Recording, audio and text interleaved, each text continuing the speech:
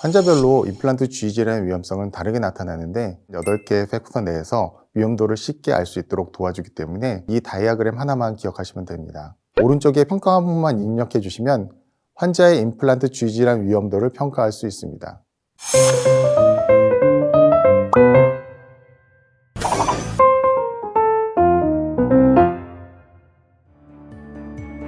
안녕하세요. 단국대학교 치과대학 보철학 교실의 송영균입니다.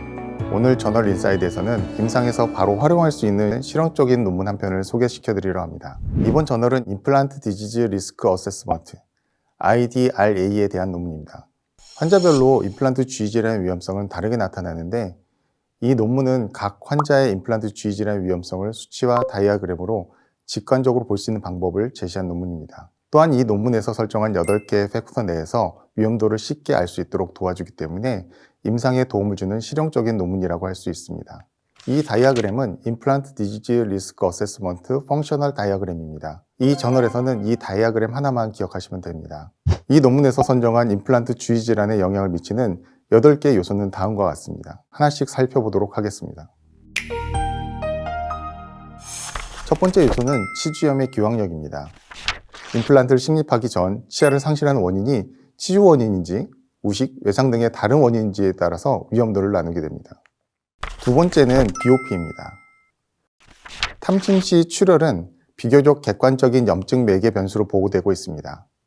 BOP 퍼센트에 대한 여러 논문에서 20 내지 30% 범위에서 치주 질환 진행 위험을 높인다는 내용이 입증되었습니다. 임플란트 부위 프리빙 시 출혈은 역시 질환의 진행과 연관이 깊다는 연구가 진행되었기 때문에 이 논문에서는 25%를 기준으로 하이 리스크를 구분하였습니다. 수치는 이진법에 기초하여서 최대 임계값을 49%로 설정하였습니다. 세 번째 요소는 치주낭의 깊이입니다. 깊은 치주낭의 존재는 치주 질환에 이완될 가능성이 매우 높음을 의미합니다.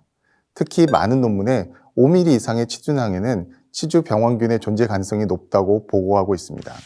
이 논문에서는 치주낭이 5mm 이상인 곳의 개수가 6개 이상일 경우 생물학적 합병증이 높은 환자로 간주되었습니다. 최대 임계값은 10곳으로 설정되어 있습니다. 네 번째 평가 요소는 연령에 따른 치조골 소실 정도입니다. 치조골 소실의 추정치는 치주염이 원인으로 예상되는 치조골 소실을 보이는 부위 중 가장 심한 부위를 기준으로 하게 됩니다. 바이트윙 방사선 사진을 이용하여 치조골 소실이 가장 심한 부위를 기준으로 소실 정도를 퍼센트로 계산하게 됩니다. 이때 1mm 소실을 10%로 간주하여도 무방합니다. 예를 들어 가장 많은 치조골 소실 부위가 2mm인 40세의 환자의 경우 20%의 소실을 간주하여 연령에 따른 치조골 소실도는 0.5로 계산할 수 있습니다. 이 논문에서는 0.5를 저위험과 중등도 위험을 구별하는 임계값으로 보았으며 이를 고위험도의 임계값으로 보았습니다. 그 다음은 치주염 감수성입니다. 치주염 감수성은 토렌티에 의해 제시된 치주 및 임플란트 주의 질환의 분류에 의해 결정됩니다. 여기서 스테이징과 그레이딩에 대한 이해가 있어야 합니다. 토렌티는 스테이징을 4단계로, 그레이딩을 3단계로 구분 지었습니다. 스테이징은 현재 질환의 진행 상태나 범위 등을 평가하는 것으로 현재 상태 평가가 중심이 됩니다. 그레이딩은 질환의 진행 속도나 예후의 중심을 둔 평가입니다. 스테이지는 임상 부착 손실, 방사선적 평가 시 치조골 소실, 치주염으로 인한 치아 상실, 최대 치주낭 깊이 등으로 평가를 하게 됩니다.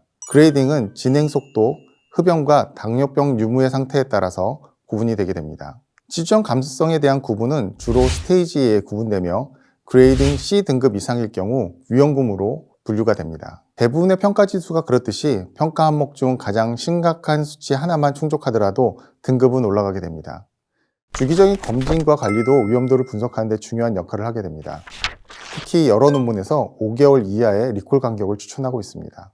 환자가 의사가 권장하는 정기검진 스케줄을 완벽하게 잘 따르는 경우 위험도는 낮아지며 권장 내원 주기를 잘 지키지 않는 경우 위험도는 높아지게 됩니다.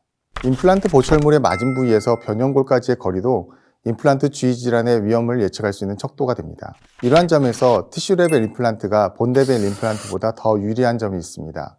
위험도는 보철물 마진에서 변형골까지의 거리가 1.5mm보다 낮을 경우 높아지는데 이는 어버트먼트의 형태와도 관련이 있습니다. 어버트먼트의 직경이 동일한 경우 높이에 따라서 이머전스 앵글이 결정되기 때문입니다. 마지막 8번째 요소는 임플란트 보철물과 관련된 내용입니다. 임플란트 보철물에 의한 임플란트 주위 질환은 구강 위생 관리가 가능한지 여부가 중요한 요인입니다. 이때 구강 위생 관리는 치과의사는 물론 환자의 관리 능력 차이에 따라 다르기 때문에 치과의사가 보철물 자체를 평가하는 것이 아니라 환자의 구강 관리 상태를 기준으로 판단해야 합니다. 또한 변연 적합성이나 잉여 시멘트의 잔존과 같은 의인성 요인도 포함되어 있습니다. 그러면 이 많은 내용을 직접 정리해야 하는가에 대한 물음의 답변은 아니요입니다. 이미 치주과학과 관련된 평가 자료를 제공하는 periotools.com에서 기준값을 입력하면 평가를 해주는 웹사이트가 있습니다. 웹사이트로 들어가시면 여러 차트 중에서 IDRA 차트를 선택하시고 오른쪽에 평가 항목만 입력해 주시면 환자의 임플란트 주위 질환 위험도를 평가할 수 있습니다. 그럼 실제 예시를 가지고 한번 해보도록 하겠습니다. 이 차트에서 우선 위쪽에 이름을 입력하고 날짜를 입력하게 됩니다. 그리고 오른쪽에 있는 항목을 입력하게 되는데 먼저 환자의 나이를 입력합니다. 남아있는 치아의 개수를 입력하고요. 치아에 프리빙한 사이트 개수를 입력합니다. 그리고 임플란트의 개수, 임플란트의 프리빙한 사이트의 개수, BOP 포지티브였던 곳의 개수를 입력합니다. 그리고 치주염이 있었는지 여부를 선택하게 되고 치주 감수성애 같은 경우는 이 환자의 경우에는 치주염으로 인해서 발치한 치아가 있기 때문에 스테이지 3가 되고 현재 흡연이나 당뇨가 없어서 그레이드 A가 됩니다. 그리고 포켓 패스가 5mm 이상인 곳의 개수와 본 로스 퍼센트를 입력하게 됩니다. 리콜 주기가 잘 지켜지고 있는지 입력하게 됩니다. 이 상태에 따라서 이 환자는 모더레이트로 나왔습니다. 그리고 다이어그램에서 주의할 항목을 확인할 수 있습니다. 5mm 이상의 포켓 패스는 치주치료를 통해 조절이 가능합니다.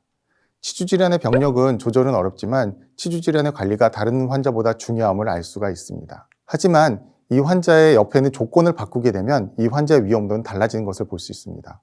따라서 직접적으로 저희가 계산을 하지 않고 수치만 입력을 해도 직관적으로 다이아그램으로 표현이 되기 때문에 이 사이트를 이용하시고 환자에게도 이 사이트를 갖다 결과를 보여준다면 좋은 설명의 도구로서 사용이 가능할 것이라고 생각이 듭니다.